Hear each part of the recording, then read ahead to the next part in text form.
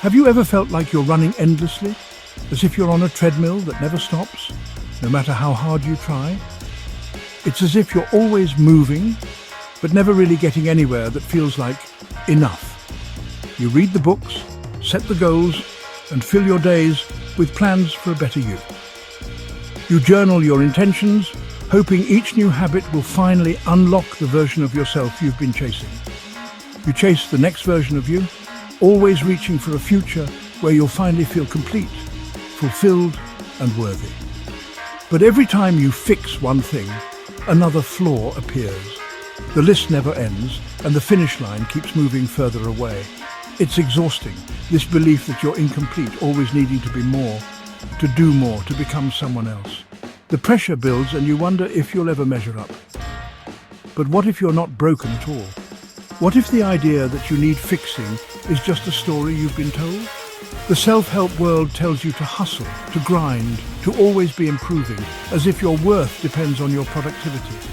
You're told to optimize, to strive, to squeeze more out of every moment, every day, every part of yourself. But this constant striving keeps you stuck in a cycle of dissatisfaction, always feeling like you're falling short, no matter how much you achieve. Imagine you're a tree, shaped by your own sun and rain, growing at your own pace, in your own unique way. You don't need to force yourself to be something you're not. If you're always trying to be taller or straighter, you miss your own beauty, the quiet strength and character that's already there. True growth isn't about forceful effort, it's about accepting the tree you already are. Step off the treadmill, even if just for a moment. Let go of fixing yourself, just for a moment. Allow yourself to rest, to breathe, to simply exist without judgment or expectation. What if you saw yourself as a wonder to be discovered, not a problem to solve? What if your quirks and imperfections are part of what makes you whole? The peace you seek isn't at the finish line, it's been with you all along, quietly waiting for you to stop running and simply be present with yourself, just as you are. If you stop trying to fix yourself, what's next? Practice awareness. Change doesn't come from willpower, it comes from seeing. Instead of fighting your anger or anxiety, just watch it arise. Notice the heat, the thoughts, the tension, without judgment. This simple act of observation creates space between you and your emotions. In that space, the emotion loses its grip. You don't have to do anything. The seeing is the doing. This is a radical shift. Don't change, just wake up. Become aware of your automatic patterns and conditioning. When you see a pattern, you're no longer its slave. You have a choice. You don't need to fight your thoughts, just see them as passing events. Gentle, effortless awareness is the key to inner freedom. It's not another task, it's a way of being. Our suffering doesn't actually come from the events themselves or from what happens to us in life. Instead, it arises from our attachments and the beliefs we hold about those events. Our need to control, to possess, or to have things turn out a certain way. An attachment is the deep-seated belief that you can't be happy or at peace unless you have a specific thing, person or outcome in your life. For example, when we feel we need someone's approval, it's not the situation that creates anxiety, but our belief that we must have that approval to feel okay. It's like holding a hot coal in your hand. Clinging to it only burns you.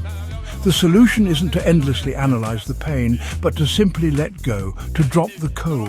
Our attachments, whether it's the need for approval, the urge to control outcomes, or the craving for certainty, are what truly cause us pain and keep us stuck. These patterns often begin in childhood, when we learn to tie our self-worth to achievements, praise, or the opinions of others. Even when we achieve our goals or receive recognition, the happiness is often short-lived if we still believe deep down that we're not enough as we are. True freedom and lasting peace begin when we start to question these old beliefs and realize that happiness isn't dependent on anything outside of ourselves. Suffering is actually a signal, a gentle nudge to ask ourselves, what am I attached to right now? What belief is keeping me stuck? When you identify the attachment, you create the space to begin letting it go. Only then can you truly drop the hot coal and find relief. We are taught to chase happiness as if it's a prize waiting for us at the end of a long, winding journey. From a young age, we're told that happiness is something to be earned, something we'll reach after we've accomplished enough, worked hard enough, or become someone different. I'll be happy when becomes our mantra, always placing joy somewhere in the future. After the next promotion, after we find love, after we fix ourselves, we keep moving the finish line, never quite arriving. But happiness isn't something you achieve or unlock at the end of a checklist.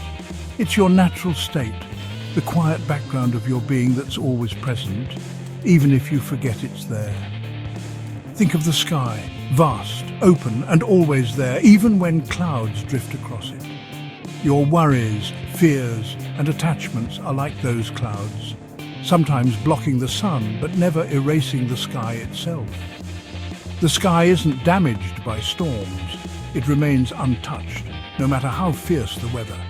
In the same way, your happiness is never truly destroyed by passing thoughts or difficult emotions. It's simply hidden for a while. We spend so much of our lives fighting the clouds, trying to control or avoid them, but they'll always come and go. The weather changes, but the sky remains. The spiritual path isn't about clearing the sky of every cloud, but about realizing you are the sky, vast, open, and unchanging beneath it all. You don't have to become happy. Just gently stop doing what makes you unhappy. Let go of the habits, thoughts, and beliefs that weigh you down, and notice what remains. Happiness is often a process of subtraction, not addition. It's about removing the clutter, the noise, and the self-criticism, until you rediscover the peace that's always been there. It's the quiet joy of simply being, found in the present moment when you're not striving or wishing for something else. It's the sun warming your skin, the taste of coffee in the morning, a loved one's laughter echoing in your heart. These small, ordinary moments are where happiness lives. Happiness isn't far away, it's already here, quietly waiting for you to notice. Let yourself notice and let yourself be. Much of our stress comes from the need to control everything. What people think, outcomes, the future. We plan, manage, and try to steer life, believing control will keep us safe. But the truth is, most things are out of our hands: traffic, weather, other people. The effort to control the uncontrollable leaves us tense and exhausted. Anthony de Mello teaches the wisdom of letting go, not being passive, but doing your part and releasing the outcome. You can prepare, but you can't control how others respond. Freedom comes from knowing what's in your power, your effort, not the result. True peace is doing your best, then surrendering the rest. Notice the tension when you try to force life. What if you trusted the flow instead? Letting go isn't giving up, it's giving up the struggle. This is the path to a more relaxed, joyful life. How do you begin letting go and waking up? Start with gentle self-observation. This isn't self-criticism, it's watching yourself with curiosity, not judgment. Notice your thoughts, feelings, and reactions as they arise. For example, when you feel defensive in a conversation, just notice the sensation and the urge to react. This creates a gap between stimulus and response, your space of freedom. In that gap, you can choose how to respond, rather than react automatically. The power isn't in suppressing feelings, but in seeing them clearly. Apply this to anxiety, cravings, or impulses. Just watch without getting caught up. At first, you may only notice after the fact. That's okay. Over time, you'll catch it sooner, gaining more space to choose. This isn't about perfection, but about becoming your own compassionate friend. Watch your inner life with understanding and grace. That's the art. Society tells us we're flawed and need fixing, fueling a sense of inadequacy. We compare ourselves, believing we're not enough. Anthony de Mello offers a radical truth. You are not broken. Your true self is already whole and complete. The problem isn't you, it's your identification with negative beliefs and conditioning. Imagine a diamond covered in mud. You don't fix the diamond, you wash away the mud. Your fears and self-judgments are just mud, not who you are. Awareness gently washes it away, revealing your natural brilliance. This realization brings relief and self-acceptance. Growth comes from love, not fear. When you know you're whole, you're free to grow for the joy of living, not to fix a flaw. You are not a project to complete, but a mystery to live. As we close, here's an invitation, not to strive, but to rest. The peace you seek isn't in a future achievement, it's here, beneath the noise of your thoughts. Waking up is a gentle return to your true nature, a slow dawn of awareness. Notice your mind's chatter without believing it. Feel your emotions without letting them define you. Recognize your attachments and gently loosen their grip.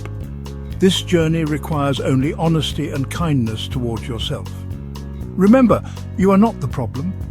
The only problem is believing you need to be fixed. When you let go of that illusion, you find freedom and peace. What would life feel like if you truly believed you were already whole? The journey home to your true self begins now, in this breath, in this moment.